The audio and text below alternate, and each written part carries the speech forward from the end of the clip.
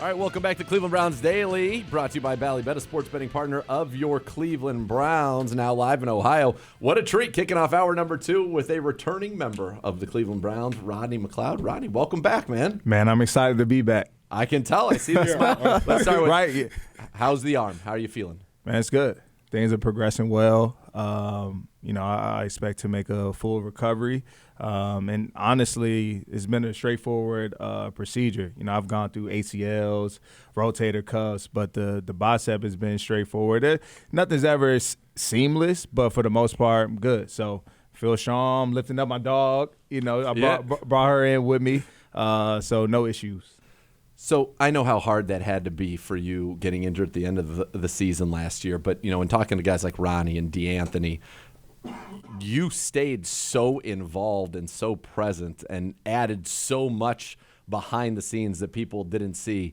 To me, says so much about who you are as a guy, player, teammate, all of that. What was that experience like for you? And did you get some gratification out of the way you were able to mentor those young guys and a guy like Ronnie and DeAnthony making huge plays down the stretch? Yeah, I think to the first point, the injury, it was devastating for me, to work that hard and to now enter into a new locker room. Every player prides themselves on availability and being available for your team, and not at the start of the year, but that means from OTA training camp all the way through to hopefully the Lombardi. And I fell last year, like I let my guys down, Sure. by not finishing. And it kind of was an incomplete story for me. And I think everything inside of me, of course, wanted to make that moment about myself. But, as you evolve and over my time in the league, because of the way I was brought in, and I had great veterans like Cortland Finnegan, Quinn Michael to guide me, to help shape me and make me the player that I am. Yeah. I felt I needed to also serve that role in that room for some of those young men. And so for me, I couldn't turn my back, right? Like I'm not on the field, but I can contribute in a way off the field that's going to help. And you did. And still hopefully get us to where we ultimately want to get to. And, I just poured into those guys. You talked about D-Bell, Rocket. Those guys had a remarkable year, and they excelled. And it was good to see, knowing that a guy like myself, was able to kind of help nurture them. But after I gave them a couple tools, man, they took it, they ran with it, and they made it their own. Absolutely. So after having that success with those young guys like that, is coaching in your future when you're done playing? Man, so many people came up to me last year. Like, man, I really could see you coaching. Yeah. But it's different, when we talk about you being a player coach versus a full-time coach. Yes. And those responsibilities look completely different. Yes, they do. So I don't want to sign off to that right now. Probably. Yeah. I need a shadow opportunity before I step foot in and put the headset on for real. But it gave me a little insight into just what it takes to be a coach, and you just appreciate a lot of those men that stand before us and have to do the things that they do in order to prepare us and equip us for Sundays. So when you look at last season, obviously things didn't go the way you planned them to. When you look at this upcoming season, what are some goals that you've already set for yourself that you want looking to accomplish? Because, you already won a Super Bowl before. Yeah. You came here and it was a new locker room. You had to get the trust and bond with your new teammates. What are you looking to do this season? Personally, I'm hungry for another Super Bowl. Yes. Once you touch that platform one time and you win it, and you feel everything that comes with it, that's the standard from here on out. Yeah. And so that's what I'm chasing. I'm chasing another ring. Personally, I want to get over 20 interceptions in my career. I'm too short. So that's something that I'm looking to do, which is a huge achievement for me, in my story.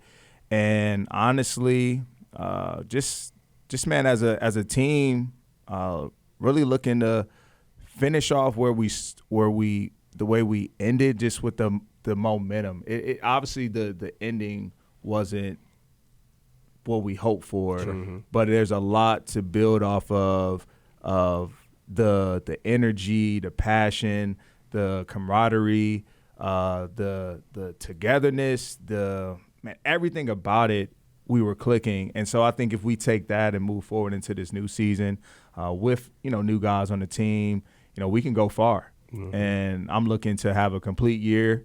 I think I texted Stefanski. I said, "Man, we left food on the table." Yes. Yes, I'm hungry. Yeah. I left. Like we all left food, but I definitely left food on that table, and I got to come back for it.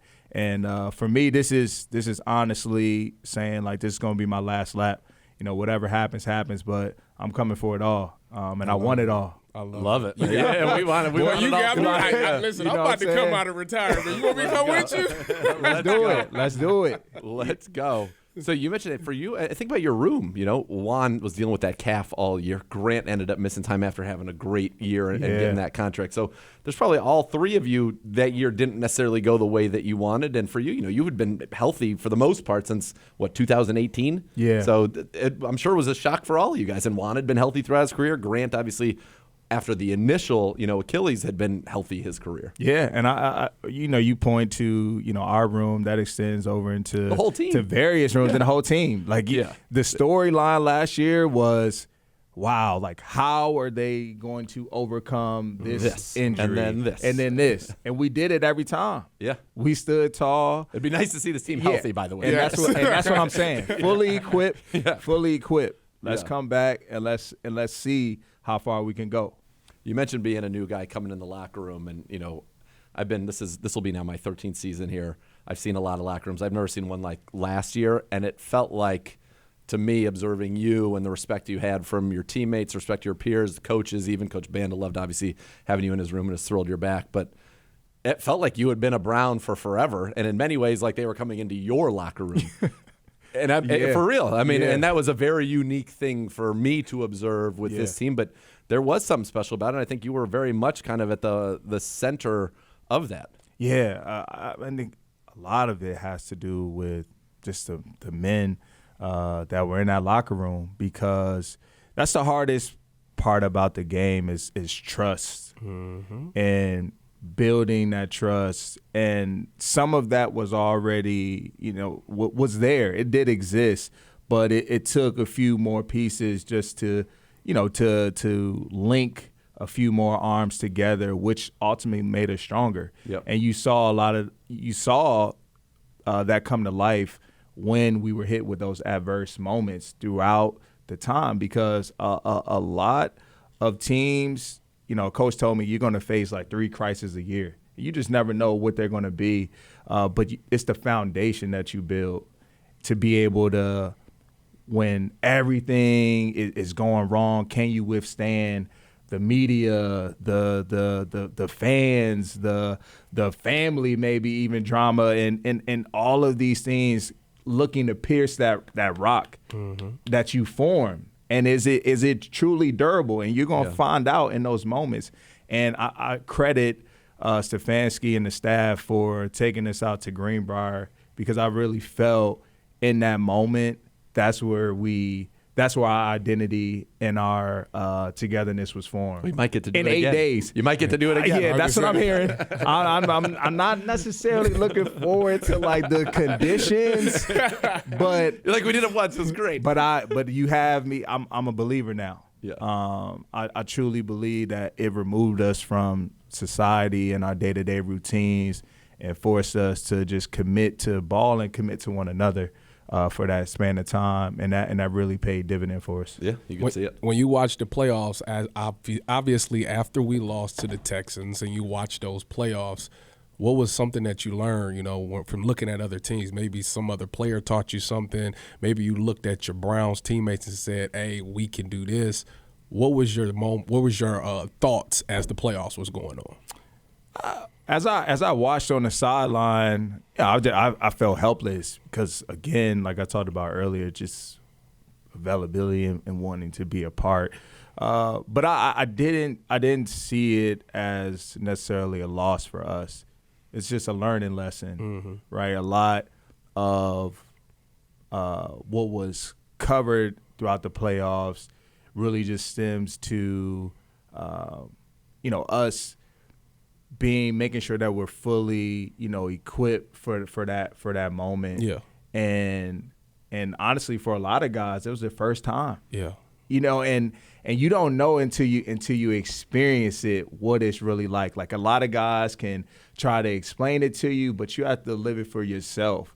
And I know, we're going to use that as a learning lesson and say, hey, man, like, when we are put in this position again, we're going to be fully prepared for everything that's involved, right? Because it's not only the preparation, but it's the in-game moments. Mm-hmm. It's, are you staying, mentally focused? Are you able to still make adjustments? And all of these things are going on. And the environment itself, right, is also like chaos and distracting as is. So I just look at it as a learning lesson for us, and understanding that, we didn't play our best game. We all know that. There were probably a lot of reasons why, long list, but at the end of the day, we're going to go back, and when the next opportunity presents itself, which it will this year, we're going to take it and we're going to run with it. So I love it. How, if at all, has Jim Schwartz changed from your first go-around in Philly to the guy that I know you were excited to come join here in Cleveland? Not a bit. Not an ounce of that man has changed. And that's what you have to respect most about Jim, is he is always his authentic self. And what you see is what you're going to get. And it's hard for any person to come in first year and have the amount of success as he did, and really reshape the culture here defensively, and not only reshape it, but, man, just breathe new life into it. Empowered you guys, and too. Empowered us. Yeah. And the one thing I love about him, he allows each player to be themselves. Same way I spoke about it. He's his true self, and he allows guys to express their personality on the field, the energy. Like, you see it. I mean, you see G-New, like all them guys dancing, all the handshakes that we have. It is contagious, and he encourages it. And it's been that way since I knew him in Philly. We were the same way. There's always each year you find something, right, like some sort of identity that you run with. And, this year you see the D-line, they had their turnover chain and things like that. So it's all those little things. And we actually had a dog kennel. So with every turnover, we would bring the ball back, we would put it in the kennel, and we would bring the person up, whoever created the turnover, just to share a quick word or two. And, man, like, when we created that, you saw turnovers just start to add up. It was like 3, 4, 2, 3. Like, every week we touching it. We getting something. We bringing the ball back. So just having that sort of identity about ourselves, I think, allowed us to thrive the way we did. And a lot of credit to Jim for orchestrating it. I love that, man. I miss playing football. You make me miss it. Last year, at what moment of the season, after the Greenbrier, what was the moment of the season that happened where you was like, you know what, this team is very special? Yeah, Baltimore Ravens. Really, just like that? On the road, Baltimore Ravens. Like, we went there, we started a game, pick six. Yeah. Like, we remember. You know what I'm saying? Yeah, pick six. I remember. And it was in that moment.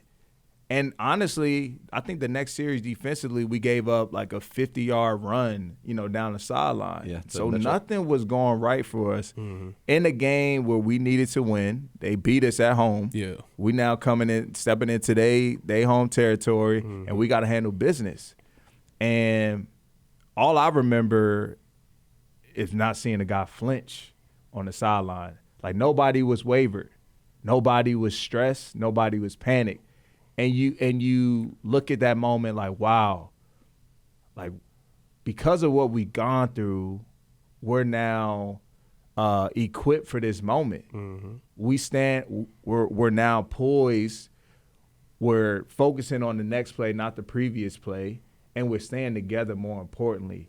And we're still trusting our coaches and the guys next to us that they're going to do their job for the remainder of this game. because those are the only things that are going to get you out of any tough situation. That's right.